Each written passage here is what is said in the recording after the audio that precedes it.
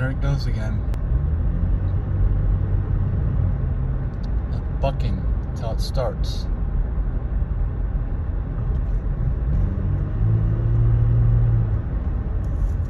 It's doing it again.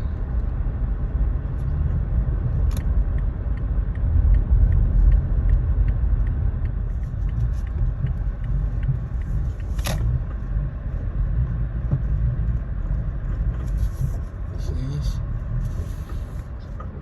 Oh, it just stopped.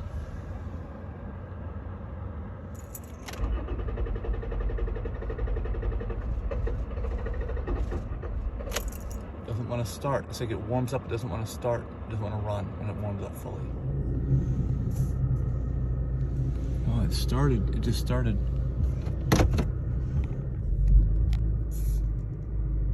But I don't trust it. I didn't trust it before. Now I really don't trust it. Traction's off, check engine light is on. So it definitely set a code now. So if you want to see what happened the first time, check my other video. It's hesitating and bucking still. Well, very low power.